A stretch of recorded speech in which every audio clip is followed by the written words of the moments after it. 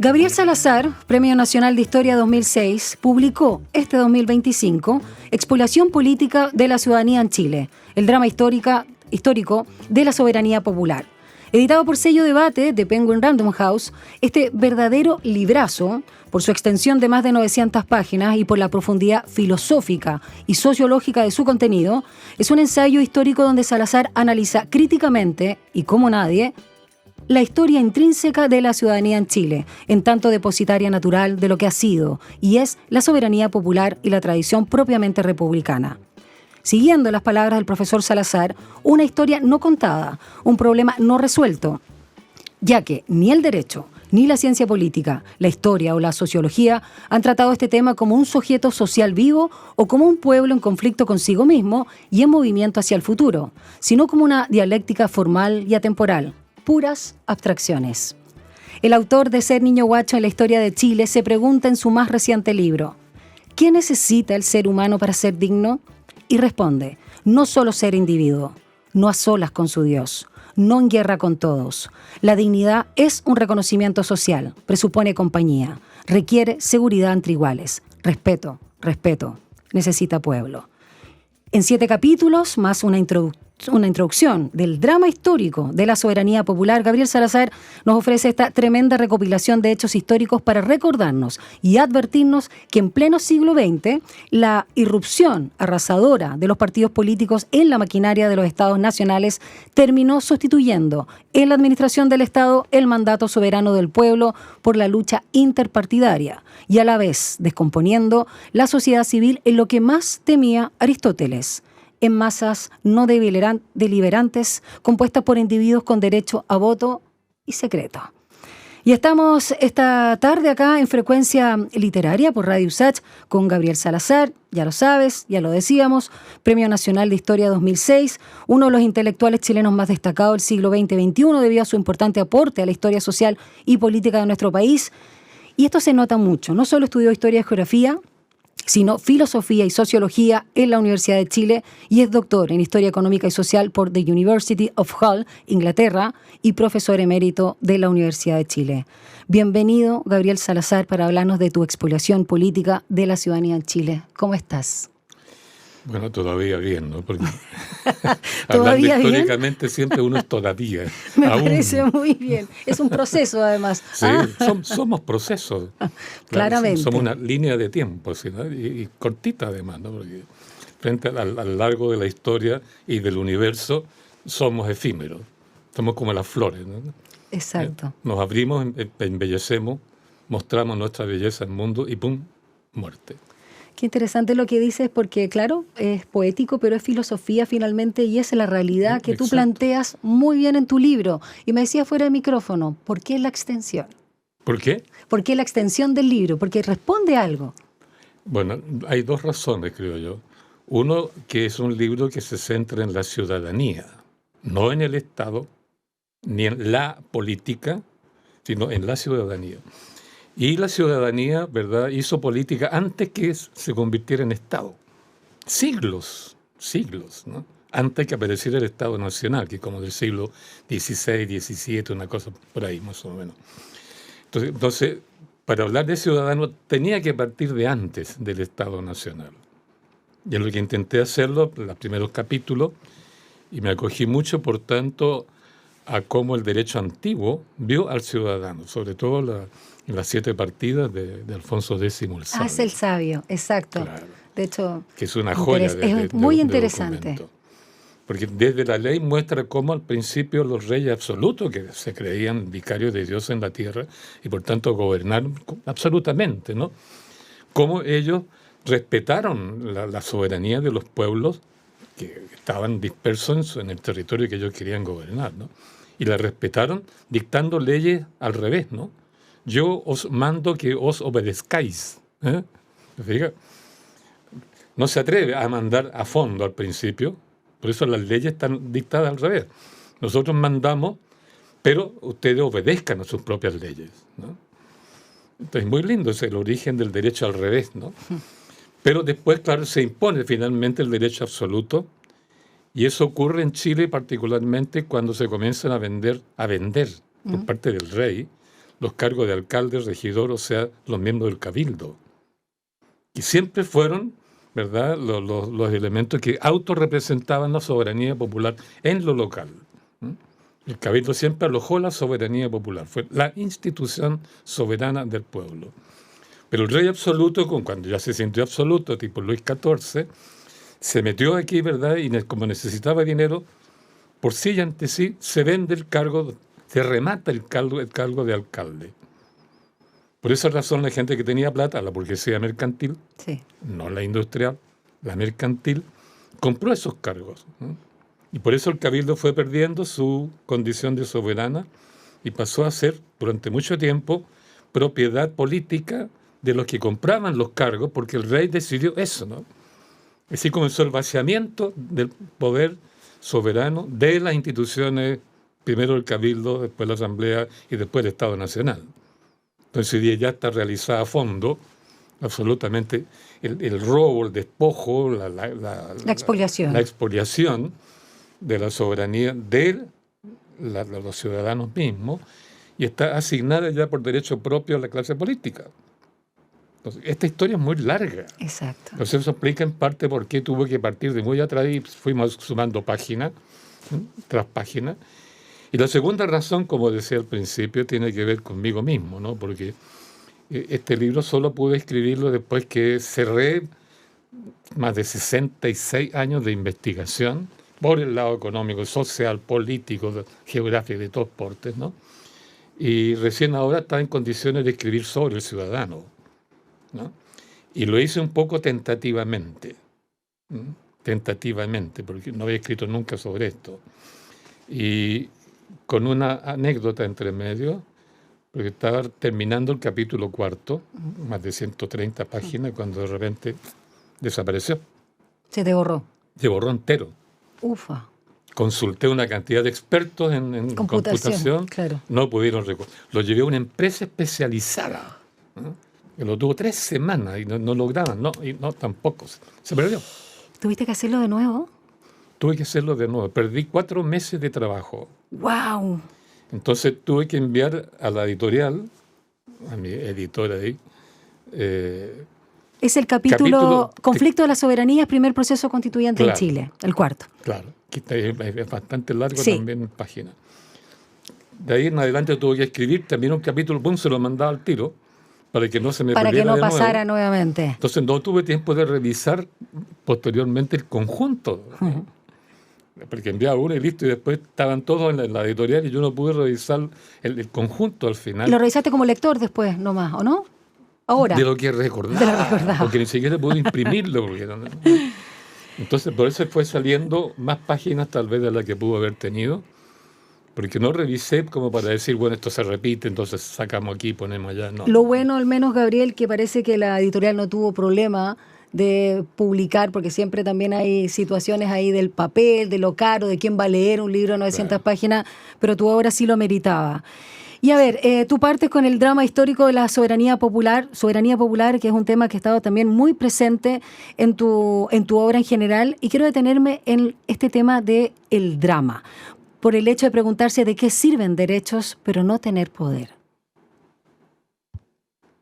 Ajá. Sí, no puedes, bueno, esa es la pregunta de un historiador del siglo XIX, francés, ¿no? Guizot.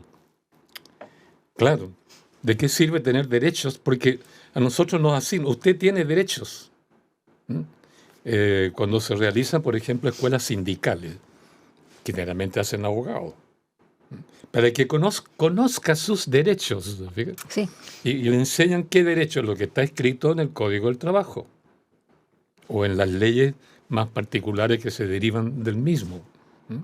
O sea, el derecho está escrito. No es inherente a la autopercepción de los trabajadores. Está escrito. Entonces le enseñan, ¿verdad? Apréndase sus derechos. Están aquí en este texto y tienen que memorizarlo. Yo soy profesor también de educación cívica, de acuerdo al título, estudiar historia, geografía y educación cívica. Y estuvimos años enseñando por educación cívica, mijito, apréndase la Constitución. ¿Quiénes son ciudadanos? ¿O quiénes pueden ser ciudadanos? ¿Me explica? Como que ser ciudadano es una tarea que tú tienes que cumplir a alguien que te examina y te dice, ya, usted puede votar. Que cumpla los requisitos, Que cumpla literalmente. requisitos. Que literalmente. Y eso es una aberración, porque tú no tienes los derechos en ti mismo en forma de ejercerlos, por tanto, como poder. ¿Mm? De ahí que decía este historiador, ¿de qué sirve tener derechos escritos por otro en X tiempo si yo no tengo poder para ejercerlos acá? O ejercerlos de acuerdo a mi naturaleza de ser humano, de ser comunitario y de ser trabajador. Entonces, por eso es que ese es un drama. Porque tienes que vivir, claro, dependiendo de lo que está escrito, y si no lo conoces, el Claro. derecho, te fijas, ¿dónde estás tú, no? ¿Dónde está tu identidad? ¿Mm? Y por último, si tú quieres ejercer algo, te dicen, no, eso no puede ser. Porque no está escrito. Claro, no está escrito. Entonces, al final, tu vida, que tienes que construirla tú por ti mismo, porque de eso se trata la vida, uno construye su vida, la orienta para allá, la alimenta por acá, ¿me fijas? Y logra satisfacer o no tu vocación natural. Por tanto, va a depender siempre de los otros, que te van evaluando incluso cada paso. Gabriel, y dentro también de este drama histórico y esta introducción que haces en tu libro, es bien interesante también algo que a veces nos olvidamos, porque pareciera ser de perogrullo, pero con el neoliberalismo que está muriendo por sí mismo, por la misma ilegitimidad de su nacimiento, pero todavía estamos ahí viviendo esa crisis interna del individuo, de creer que somos solo individuos. Tú ahí rescatas la soberanía como poder colectivo a través de las palabras del paleontólogo y filósofo Teilhard de Chardin, que hablaba de, en este caso, las energías de las especies. La energía de la especie, que es el poder humano congénito que necesita regir su historia, su evolución y futuro como especie. Hablemos también de estas bases que a veces nos olvidamos por la falta de cohesión social, de lo comunitario, lo importante a propósito de la soberanía, digamos, no solo ciudadana y en todas sus manifestaciones, sino de lo que es el derecho inherente al ser humano de lo político y de ser ciudadanos y ciudadanas. Uh-huh. Hablemos de estas bases como más, incluso biológicas, un paleontólogo lo dijo. Claro. No hay duda que somos una especie viva entre tantas otras especies vivas. No solo la especie animal, digamos, Sí. sino que además la especie vegetal. Pues yo siempre me cuestionaba mucho el tema de cómo es posible que un árbol genere una rama con hojas que absorben sol y cada cierto tiempo saca digamos, una flor, que es una joya de arte, de simetría, de olores, de sabores, de belleza. Cómo esa especie desarrolla esa obra de arte para multiplicarse, para reproducirse. Porque ofrece lo mejor, lo más increíblemente, un árbol que te genera una belleza de una flor, la simetría, los colores, qué sé yo, etcétera. Como que pone lo mejor de sí mismo para reproducir su vida. Y no como individuo, es como una especie. Exacto. De alguna manera las especies vivas están hechas para amarse y al amarse reproducirse. Entonces, frente a eso, lo que resalta Teilhard de Chardin, que es sacerdote, pues, religioso. También. Esa es la gracia de Teilhard de Chardin, ¿no? Se atrevió siguió la línea de la evolución de la especie, ¿verdad? Y por tanto la teoría de la creación quedó botada, ¿no? Y fue sacando deducciones de ahí para el comportamiento humano. Y por tanto, de ahí se derivan muchas cosas. Si tenemos que amarnos para reproducirnos, el amor es la esencia de la vida. Pero la vida no es eterna, porque tú produces seres que se van muriendo. La vida es efímera. En consecuencia, el poco tiempo que vivimos, ese segmento de vida corto, que es efímero, tienes que concentrar allí todo tu amor, tus capacidades, tu belleza. Y eso no es una lógica que tú individualmente crees, es una lógica que está en la vida misma, en la naturaleza misma de la especie. Lo hacemos con otros y para otros. Claro. Por eso yo creo que si los árboles mantienen su amor, digamos, a través de lo que van creando, y la especie vive, uno ve cómo viven los animales, ¿verdad?, en tribu, en familia. Cómo se protegen hasta que sale el individuo independiente a formar otra familia, ¿no? Entonces uno puede preguntarse por qué la especie viva tiene que olvidarse de la lógica interna de su especie, del amor, del cariño, del conjunto de leyes naturales que te rigen ahí, eso, para resaltar el individualismo. Es como decir un pitecántropo o qué sé yo, un orangután que se pone individualista y se va solo a vivir y a expresarse, volviendo de la espalda a su especie a todo lo que implica eso. Bueno, yo creo que esto está en el fondo más filosófico, y no solo filosofía pura, es biología. Exacto. ¿Te fijas? Es otra ciencia, psicología, que eso está todo metido allí, ¿no? Detrás del tema de la ciudadanía. La ciudadanía es el que decide, el ciudadano. Voy a ser un individuo, como dice toda la propaganda del modelo neoliberal, solo el individuo libre, bla, bla, bla. O soy un individuo, ok, pero que no puedo, como tal, proyectar mi vida individual hasta el infinito. Necesito estar con otros. Con otros. ¿Qué son los otros para mí? Ese es el gran problema. Claro. Y eso es muy interesante que lo plantees.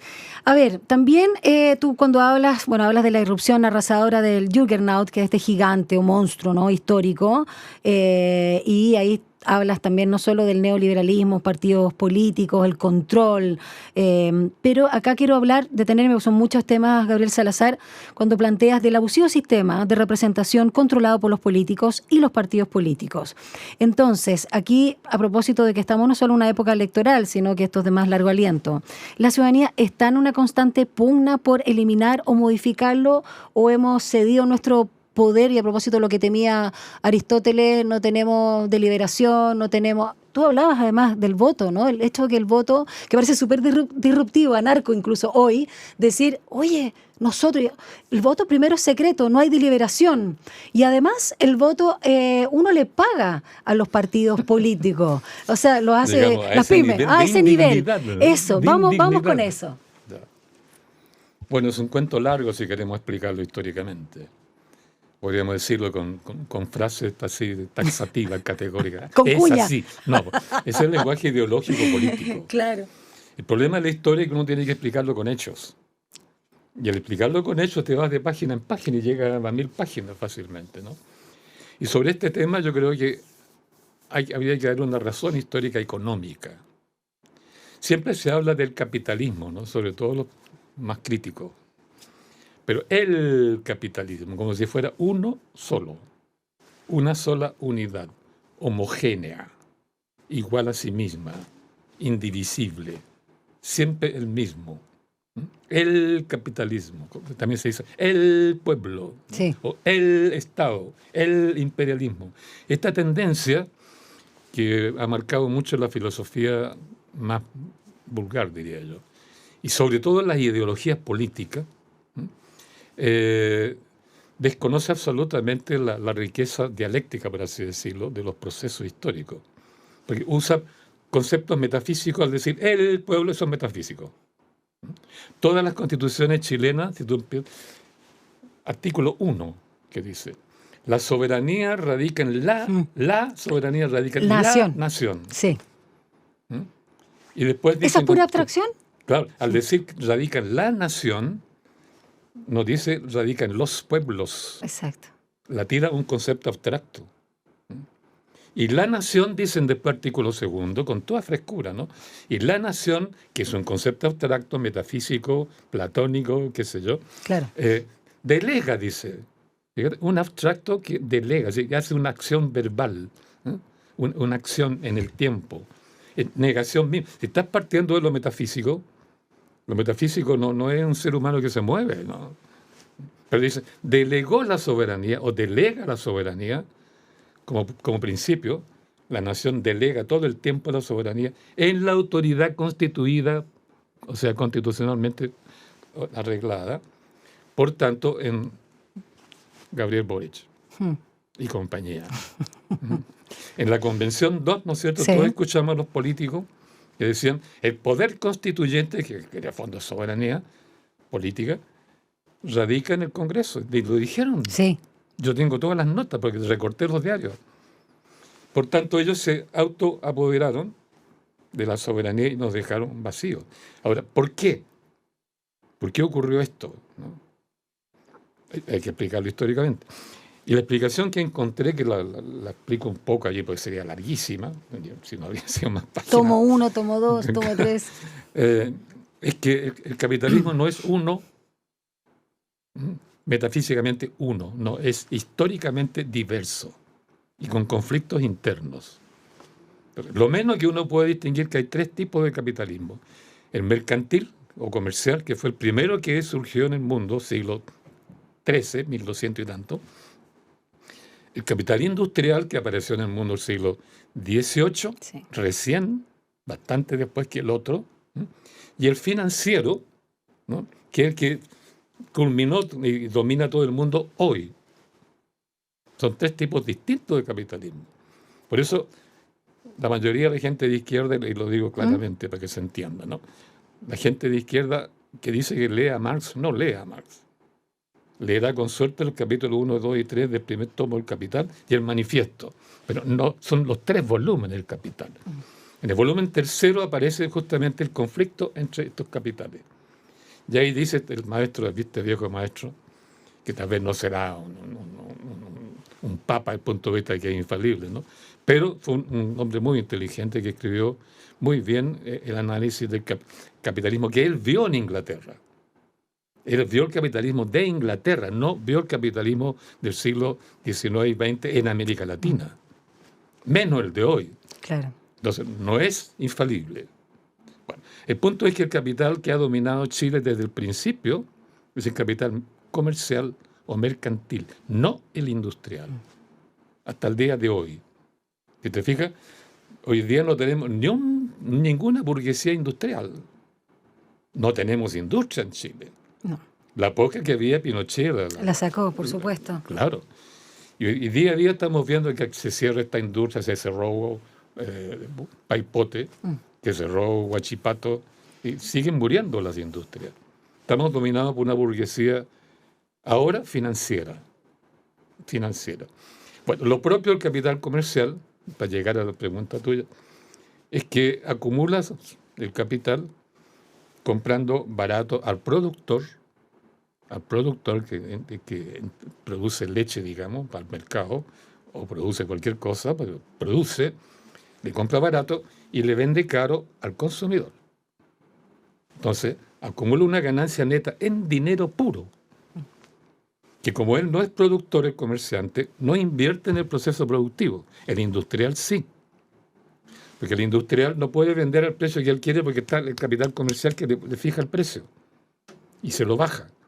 Entonces, el industrial tiene que ganar dinero bajando su costo de producción con respecto al precio de mercado. Claro, exacto. Y eso lo obliga a desarrollar las fuerzas productivas, la tecnología, la ciencia y calificar a sus trabajadores. El trabajo, exactamente. ¿Ya? ¿Cómo se homologa eso entonces con el tema del partido político, los partidos políticos y electoral? Ahí voy, pero Sí. todavía faltaría un Perdón, te pequeño escucho. enlace. Dale. Entonces, el capital comercial, te fijas, acumula sobre la base de que las mercancías que venden o las que compran circulan. Lo propio el capital comercial que atiende a la circulación de la mercancía y del dinero. De ahí de la mercancía, de vuelta al dinero. Circulación. Entonces, mientras más, él puede ganar más, mientras más amplia sea el área de circulación de las mercancías y del dinero. Por eso es que tiende a la universalidad, a la globalización. Te iba a decir eso, a lo global, claro. A la globalización. Y en esa medida no le interesa que haya nada que estorbe la circulación. Ni aranceles, ojo, ni aranceles portuarios o aduaneros, ni, qué sé yo, políticas proteccionistas, ni desarrollistas, ni entidades políticas autónomas como un pueblo soberano. Todo tiene que ser abierto a la circulación y al dinero. Por eso el libre mercado, por eso la globalización, Por eso la postindustrialización. Todos predicando, estamos en una etapa postindustrial, ¿no? Sí. Postmoderna, postmarxista. Estuvo de moda tiempo atrás, ¿no? En las universidades estaban llenas de gente que hablaba de postmodernismo. Todo el bla, bla, post, bla. sí, total, sí. Por todas partes fue una moda, Sí. absolutamente, yo diría una peste por otro lado, ¿no? Por esa razón, el capital comercial, si domina ya a nivel mundial, ¿no? Entonces se parece a los reyes absolutos, que eran mundialistas también porque eran vicarios de Dios en la tierra, Dios nada más y nada menos. Por eso es que se asociaron durante un tiempo.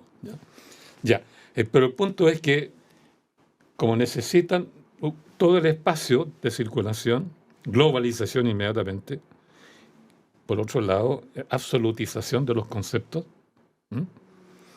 no necesitan solo lo más mínimo posible de resistencia. ¿Qué es lo más mínimo posible? El individuo.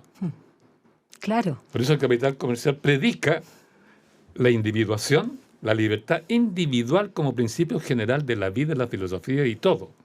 El voto individual, que es el mínimo de resistencia para un capital centralizado que quiere dominar desde ese centro el mundo.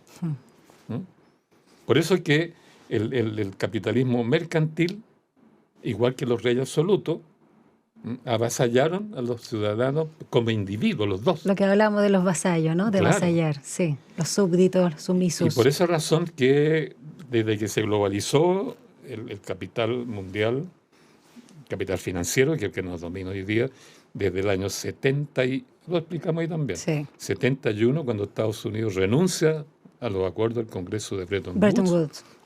comienza la construcción de un mercado globalizado, y ahí viene el apogeo del individualismo. Y Chile, en el día de hoy, es el único país neoliberal absoluto que queda. Estados Unidos mismo creó la ilusión y ahora está de vuelta, ¿no? Exacto. Tan nacionalista, proteccionista como éramos nosotros en la época del Frente Popular, más o menos. Entonces, por eso es que estamos metidos en el individualismo. En el día de hoy en Chile, la Cámara Chilena de la Construcción está construyendo departamentos de 44 metros cuadrados para individuos y a individuos solos. La gente ya no quiere tener hijos, ¿verdad? Los niños nos interesan, nos rodeamos de gatos, que están de moda los gatos, Sí. ¿verdad? Entonces, ahí está el problema. Un ser humano individuado, que es lo que Marx decía, es alienación del ser humano. Exacto.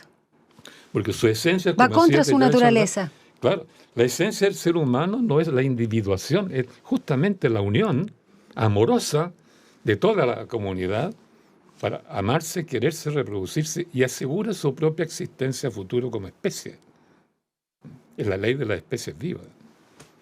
Porque mientras no se pruebe que existe un Dios absoluto que al final no te espera, ¿verdad?, para condenarnos o no condenarnos, eso no se va a probar nunca. Y ese sistema, la política, en este caso chilena, la tiene muy clara y la usa a su favor. Sí, exactamente. Por eso es que la Convención 1 dudó mucho de que hubiera voto independiente de ciudadanos. Ahí podría expresarse la comunidad, digamos. Pero logró apenas un 50%, 52, 51%. En la segunda lo excluyeron absolutamente. Sí, descarado. Esa convención fue realmente un chiste penoso, un abuso absoluto de nuestra dignidad ciudadana. Y lo peor del caso es que ya no nos sentimos vergüenza por nuestra indignidad. Salimos a la calle en el 2019, pero un estallido de dignidad, pero que no sabíamos dónde dirigirla, ni por qué estallarla. Porque no era para apoyar ningún partido político. No, sin duda. No aplaudir a ningún líder, como aplaudimos en otra época a Alessandri, Frei y Allende. Y Allende. No, fue una expresión nuestra. Somos indignos, queremos dignidad, pero no sabemos para dónde y cómo hacerla. Ese es el problema. No sabemos cómo ser dignos. Y ese es el gran problema histórico de la ciudadanía chilena hoy. Y bueno, también aquí rescatas dentro de tu análisis y recopilación histórica que sí fuimos ciudadanos soberanos entre 1810 y 1830. Lo vamos a dejar para la vuelta breve de la música, Gabriel Salazar, y para hablar también de todo el problema constituyente, que es el mayor de los problemas históricos no resueltos en Chile, a propósito de lo que nos señalabas recién, porque tú mencionas en tu libro expoliación política o despojo, robo, como quieran llamarlo, de la ciudadanía en Chile, que la situación política actual, por lo menos el 2024 no ha cambiado nada, este 2025 es idéntica a la de 1823, 1850, 58, 1890, 1918, 1972 y, a propósito de lo que señalas, 2019. Vamos a la música brevemente porque nos interesa particularmente esta tarde en Frecuencia Literaria escuchar las reflexiones que son parte del libro que estamos conversando hoy y que ha sacado debate con Gabriel Salazar, Premio Nacional de Historia 2006. Vamos y regresamos.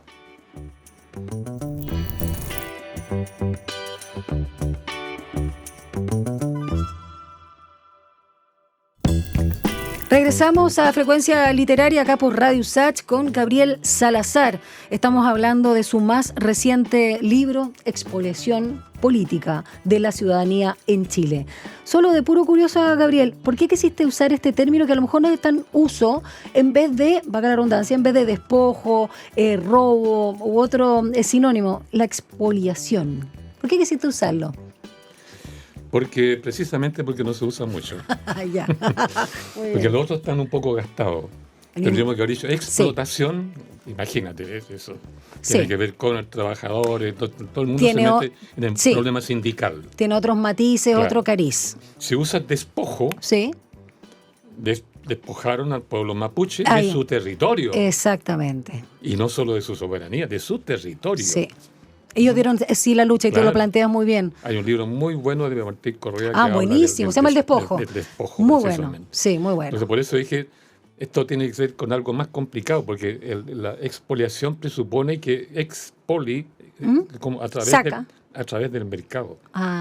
Ya. A través de una cierta institucionalidad. Mira.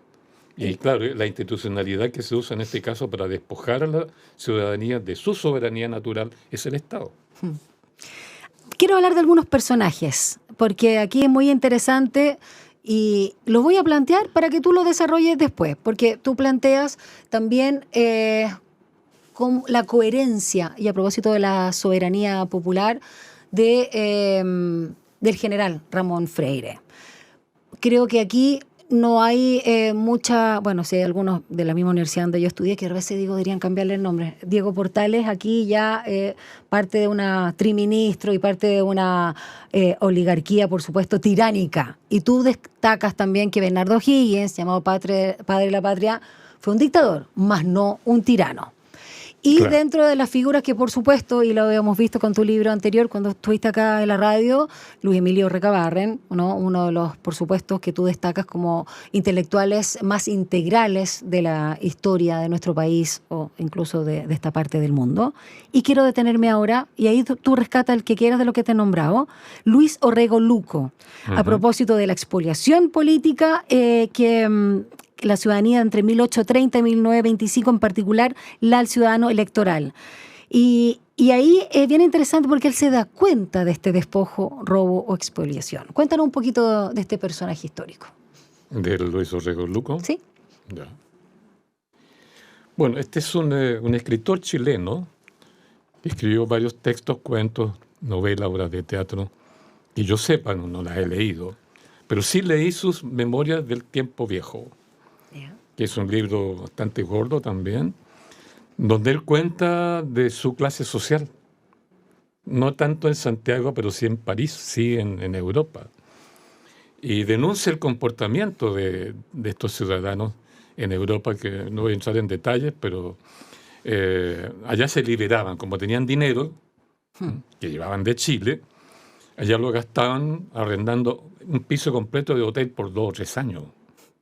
Entonces partían los padres de familia, los jóvenes que a título que iban a estudiar, ¿verdad? A Europa, los llevaban para allá con las nanas. Y algunos embarcaban inclusive en los barcos vacas, gallinas y chanchos. para seguir alimentándose con cocina chilena. Bueno, allá esta gente principalmente trató de vincularse con la aristocracia francesa, europea en general. Cuando ya los reyes absolutos habían sido derrocados por la revolución liberal burguesa, ¿no? Tanto en Francia, incluso en Inglaterra un poco, en Alemania lo mismo. Entonces con los reyes no existían, ¿no? Entonces no iban a las cortes de los reyes, sino a los salones de una aristocracia vieja ya pasada de moda. Entonces, ellos gastaron su excedente, la burguesía mercantil, los excedentes que acumulaban en Chile, lo gastaron en fiestas, ¿no? Lo dice el propio, y otros más. Yo tengo toda la colección de memoria de esta gente, ¿no? Cito algunos nomás porque son muchos, ¿no? Y todos coinciden, ¿no? Que vivían como si fuera una aristocracia europea, tratando de codearse con la aristocracia europea que estaba ya pasada de moda, porque la burguesía industrial estaba dominando todo, y el liberalismo también. Un despilfarro, claro. Entonces, esta era una clase social chilena, lo digo de paso así, que estaba caminando al revés de la historia. Las clases adineradas, por así decirlo, en el mundo europeo caminaban a través del capitalismo a la modernización industrial, urbana, liberal, qué sé yo. Pero estos caminaban hacia atrás, hacia la vieja aristocracia. La rancia. Nobiliaria, con títulos que además compraban con su dinero mercantil, ¿no? Y vivían ensoñando un poco lo que fue la aristocracia en la época de los reyes absolutos, que ya no había ni un rey absoluto, que era el puro título nomás, ¿no? Porque lo que dominaba era el Congreso, el Parlamento y los mercaderes, los merchant bankers, o sea, sí. mercaderes banqueros. Sí, claro. Lo nombra. Bueno, entonces él cuenta eso allá, ¿no? Y mismo al cuento se da cuenta, él, al mismo tiempo se da cuenta que en Chile ellos gobernaban con una tranquilidad, una conciencia política absoluta. Por eso que la historia que ellos cuentan y que nos han seguido contando muchos historiadores hasta el día de hoy, ¿no? Es casi de perfección, ¿no? Ellos dicen la Constitución del 33, que duró hasta el 24, es un modelo en América Latina porque duró 100 años, lo que revela las virtudes del régimen portaliano y que ellos gozaron después, ¿no? Entonces, al contar todo eso y cómo operaba la aristocracia chilena en Europa, Orrego Luco entonces dice, gobernamos y no nos dimos cuenta que al gobernar de esa manera no teníamos ciudadanos verdaderos en Chile. Porque todas las elecciones de ese periodo, a través del cohecho, ellos nos pagaban en esa época el voto. Nos pagaban el voto. A través del cohecho ellos elegían a quien querían, sí. O a través de la intervención del Estado en las urnas después de la votación, siempre sacaban los candidatos que ellos querían. Por eso es que ellos mismos vendían los cargos. El fraude electoral, claro. Un senador vale tanto, un diputado vale tanto, qué sé yo. Porque controlaban todo el proceso.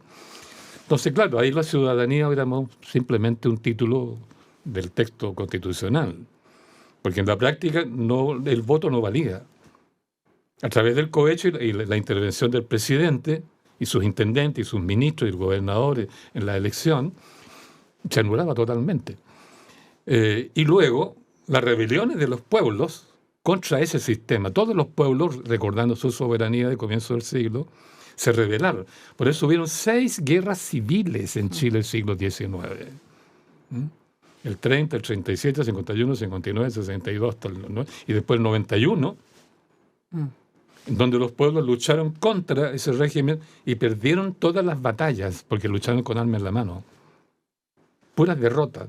Entonces, claro, Orrego Luco, en nuestras ilusiones, dice él, en nuestras ilusiones políticas no nos dimos cuenta que no teníamos ciudadanos. Eran como sombras en la pared, ¿no es cierto?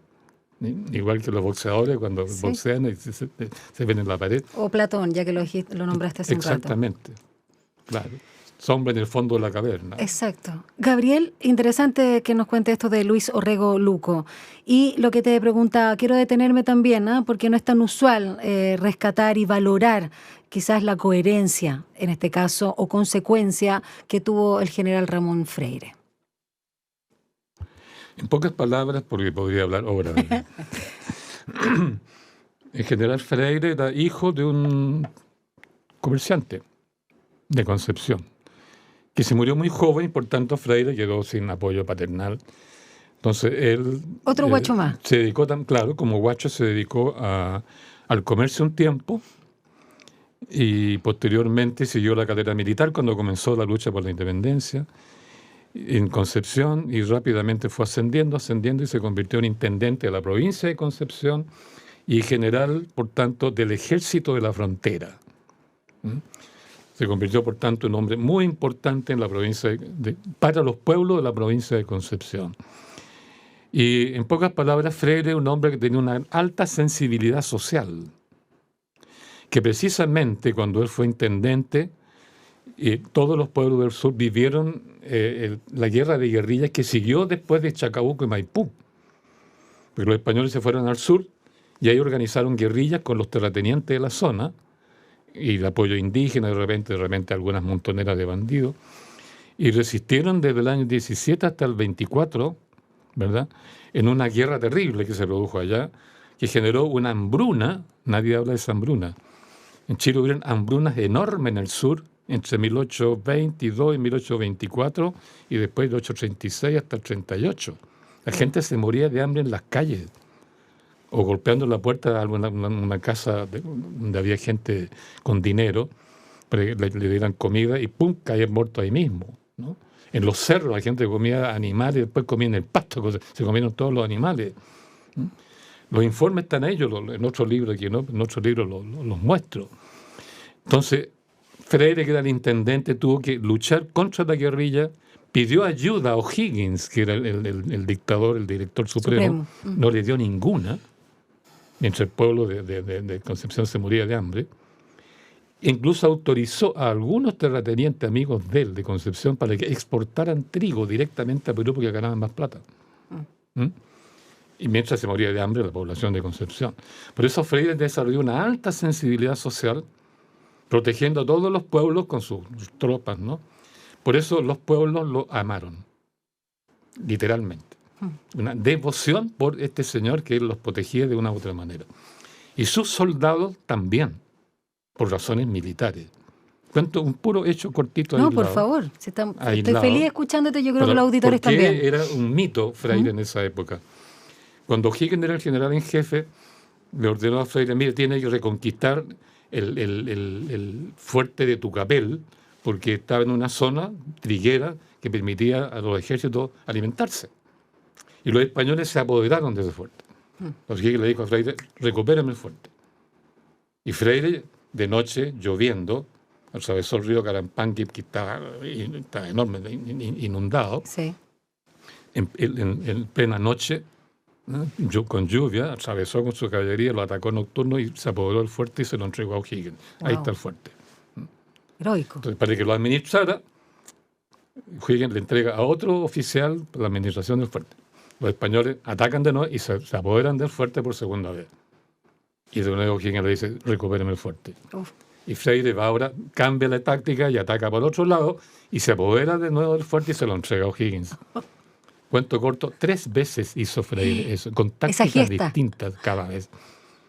Y él era comandante del escuadrón de caballería, por tanto, el comandante a cargo va en primera fila peleando. No se queda atrás como frente a la infantería, ¿verdad?, que mira cómo avanzan sus soldados. Por eso es que Freire fue literalmente amado por los pueblos y por los soldados. Y él de ahí saca, cuando pelea con O'Higgins, ¿verdad? Bueno, cuento muy largo, no puedo entrar en detalle. Igual está entretenido, yo estoy súper entretenido. Pero cuento corto, Freire posteriormente se rebela contra O'Higgins. Cuando O'Higgins trató de organizar los ejércitos contra Freire, todos los regimientos, incluso formados en la Plaza de Armas de Santiago. Cuando O'Higgins le preguntó: ¿ustedes con quién están? ¿Están conmigo, el director supremo, o con el ejército del sur? Y los oficiales le dijeron: con el pueblo, con los pueblos. Y le pregunta a la tropa: con los pueblos. Todos los regimientos del área de Santiago obedecieron espontáneamente a la rebelión de Freire y dejaron votado a O'Higgins. Votado, literalmente haciendo el ridículo en la plaza de armas. Fue por eso que la oligarquía mercantil astutamente lo invita a una reunión en la sala de la convención, de la sala del consulado, perdón, que era donde estaban todos los mercaderes, y ahí astutamente lo presionan para que abdique. ¿Y abdica en quién? En la oligarquía mercantil. Y ahí quiero detenerme porque es muy interesante. Sabemos bastante, Gabriel Salazar, de la figura de quien fue Diego Portales a propósito de la burguesía, claro, y de cómo también pasó del comercio finalmente, porque eso era un comerciante, a ser un político y con triministro. Pero tú planteas también que fue un gran traidor, ¿no? El peor de todo, el más nefasto. Incluso yo llegué a pensar en Pinochet a propósito de esta figura. Pero quiero detenerme en por qué crees tú que todavía hoy una buena parte de la sociedad institucionalizada, ¿no? Y no solo por lo que yo te decía de esta universidad tan destacada en la que yo estudié, pone a Diego Portales como una figura que trajo el orden, casi que sacó la barbarie, por decirlo, casi como el argentino, ¿no? Sarmiento, que usaba ese concepto, y una visión como que la figura, el estadista más importante que hemos tenido casi. ¿De dónde viene esa visión? ¿Quién nos contó una historia, un cuento literalmente, o es sumamente utilitario para mantener lo que tú habías señalado al inicio? Bueno, para decirlo corto en píldoras, cosa que también podríamos hablar en un curso entero. La razón es que Diego Portales, por así decirlo, realizó un imposible en beneficio de la oligarquía, la élite, el patriciado mercantil, como le llamamos, de Santiago. Porque la élite mercantil estaba radicada en Santiago. Sí, y tú lo planteas. Y las élites del norte emigraron a Santiago, ¿no? Y las del sur también. Pero aquí se concentraron. El problema, ¿por qué digo que era un imposible?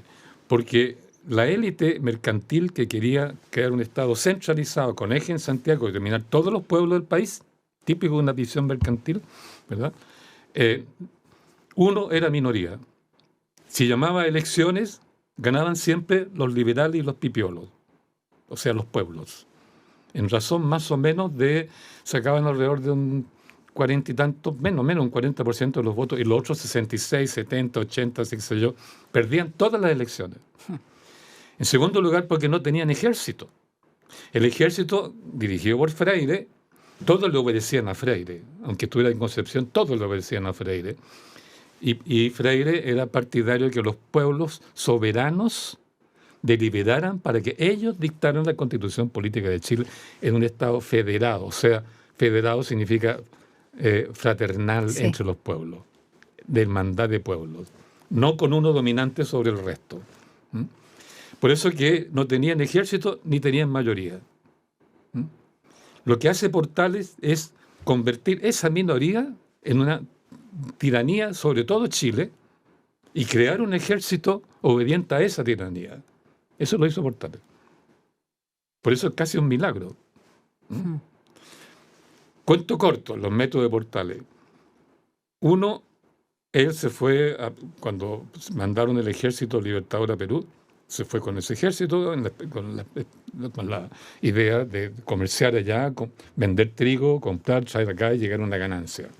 Bueno, perdió todo, no ganó nada, se metió en lío con las mujeres limeñas, lo siguieron, estuvo preso, tuvo que salir arrancando, quebrado.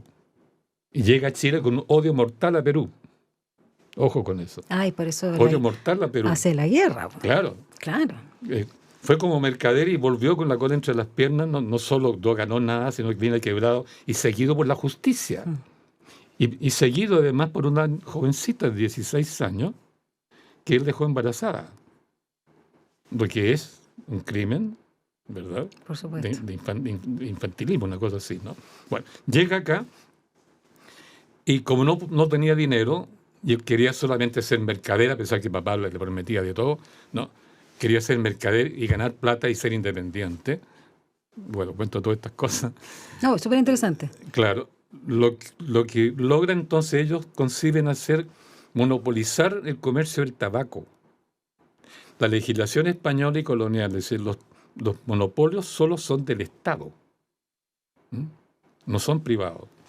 Entonces, cuando Freire parte a reconquistar la isla de Chiloé, deja el Directorio Supremo, la oligarquía de Santiago se aprovecha de esa ausencia y dicta una especie de decreto, no está muy claro eso, por el cual se llama a licitación para crear el monopolio del tabaco y otras especies. Ya. Y sacan la ley, llaman a concurso, se presentaron varios, yo tengo los documentos, ¿no? En este libro aparece también un poco. Propuestas, digamos, que eran mejores que las de Portales y compañía, pero le dan a Portales y compañía. Y Portales se da cuenta entonces... SEA y compañía creo que era, ¿no? ¿SEA? Portales SEA y compañía. SEA y compañía, sí, recuerdo. Su socio era SEA. SEA, sí. Pero a esta le agregaron de una cantidad de mercaderes de Santiago. Muchos más otros comerciantes, claro. Company, ahí aparece la compañía.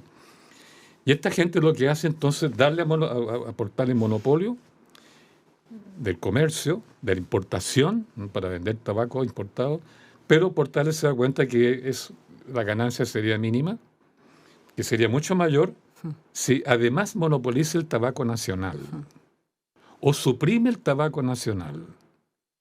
Entonces, consigue que le den apoyo del ejército con patrullas militares armadas con bayoneta y va a los estancieros que producían tabaco, que habían plantaciones de tabaco en Chile, en varias partes en ese tiempo, y va con estas tropas y la incendia las cosechas. Va luego a las fábricas, habían fábricas de cigarros. Había un gremio grande de fabricantes de cigarros, los cigarreros, bien digo, los cigarreros con S, cigarreros con S. Mira. Claro. Y a todos va y les expropia, cierra las fábricas, incendia todo, ¿verdad? Y les prohíbe que vendan tabaco. Entonces absolutiza la venta del tabaco importado. Pero entonces los artesanos, que era un gremio grande, porque no eran chicos, junto con los plantadores, comienzan clandestinamente a producir tabaco y a vender tabaco. Entonces el monopolio comienza a perder plata. A tal punto que quiebra, no puede pagar las cosas en Londres, la deuda que tenía que pagar en Londres, pero Portales con patrullas armadas destruyó el gremio de los plantadores y el gremio industrial de las fábricas de tabaco. Se ganó el odio eterno de estos artesanos, de toda su familia, en consecuencia, es odiado en la misma medida que Freire todo es amado. Claro, la contracara. Entonces, por eso hay que Portales entonces dice, hay que formar un ejército mercenario. Mercenario. Con su platita contratan montoneras de bandidos dirigidos por terratenientes y con eso arman el ejército y con una serie de trampas y felonías que es muy larga de contar, logran ganar la batalla del Ircay. ¿Ya? En esa batalla cayeron oficiales prisioneros, entre ellos un gigante irlandés, que es un gran soldado, muy buen mozo, decir, también, casado con una chilena de la aristocracia, la fundadora del Conservatorio de Música, mira. Nada más y nada menos. Y a ese oficial que cae preso, otros más, van a preguntarle a Prieto, que era el general en jefe, y a Bulnes, ¿qué hacemos con estos oficiales? La respuesta de Prieto, que es un general muy sucio, felón le pusieron, fue háchenlos, o sea, mátenlos a hachazos. Y los mataron a hachazos. Tú sabes que eso, en las leyes de la guerra, porque los oficiales siempre se tienen caballeros. Y los caballeros, por origen feudal, tenían una ética superior, de respeto que emanaba de Dios, por último, ¿no? Entonces, la caballería implicaba respeto, nobleza, qué sé yo. De ahí entonces que los oficiales prisioneros se les respeta la vida. Pero aquí los mataron a hachazos. Y eso implicó el rencor de los oficiales del ejército, que fue derrotado en Lircay, el ejército patriota fue derrotado en Lircay y dado de baja. Eso nadie lo cuenta. Como que el ejército chileno siempre ha sido uno, desde Chacabuco hasta el día de mentira. El ejército que ganó Chacabuco en Maipú fue destruido, dado de baja enteramente por Portales y Prieto. Y sus oficiales matados a hachazos, estando prisioneros. ¿Te das cuenta? Entonces, por eso es que Portales se da cuenta de que tiene que crear un ejército ahora para reprimir las reacciones contra su régimen. Porque todos estos oficiales dados de baja se dedicaron a hacer complot, motines militares. Y después le declara la guerra a la Confederación Perú-Boliviana. Claro, porque quería dominar el mercado peruano poco menos que colonizándolo. Por la violencia, porque como mercader fracasó. Este señor, por tanto, se convierte técnicamente en tirano. En ese tiempo, los oficiales que leían la cultura de ese tiempo partían con Aristóteles y Santo Tomás. Hoy día ya no, pero en ese tiempo sí, porque eran caballeros. Entonces, sabían la diferencia entre un dictador y un tirano. Exacto. Y tú la haces respecto también a la figura de Bernardo O'Higgins. Este y otros datos, y por supuesto toda la reflexión tan necesaria para nuestro país, no solo en estos tiempos, sino de lo que estamos viviendo casi cíclicamente. Tú lo habías dicho también en la entrevista anterior, ¿no? Que estábamos en una suerte como de loops o era como una espiral. A propósito también de lo que sucedió o no sucedió el 2019, tú ahí hablas de que se perdió la lucha, ¿no? Hacia la soberanía popular. Esto y mucho más está presente en este libro, que yo digo que la verdad no es para académicos solamente o para profesores de historia o estudiantes de las distintas ciencias sociales, es para público general. La verdad que se agradece también que se pueda leer con bastante facilidad y me encantan los cruces que haces, porque claramente entiendes que no es lineal y vas entregando en el capítulo hablando de el absolutismo y de los reyes y vuelves al presente con datos locales y haces cruces, porque obviamente lo estamos viendo desde la perspectiva del tiempo, pero sabemos que estamos parados desde acá y eso se agradece muchísimo. Gabriel Salazar, un placer leerte, un placer escucharte hoy y tenerte acá en Frecuencia Literaria. Me vas a confundir. ¿Ah, qué? Me vas a confundir con esos adjetivos. ¿Por qué? No, por favor. Sí, yo, mira, no soy muy buena para tirar flores, pero cuando lo hago con mi verdad, por lo menos con la mía. Gracias, Gabriel. Si no tuviera, me lo pillé acá, cuando vino hace poco, esto es una infidencia, venía un acto que estabas invitado en el Salón de Honor de la Universidad y te detuve y te dije, te vi ayer en televisión, ¿te acuerdas que te dije que estabas con Fernando Paulsen? Y dije, voy a pedir tu libro, me lo voy a leer y 3 semanas más, o sea, posterior de eso, estamos acá. Así que gracias, Gabriel. Muy bien, gracias a tu invitación también y sobre todo tu comprensión del libro y tu capacidad dialéctica de dialogar en estas cosas. Muchas gracias a ti. Quédense ustedes en nuestra sintonía, viene una conversación sumamente interesante y como siempre, sin pretexto, viene Mirna Schindler. Chao.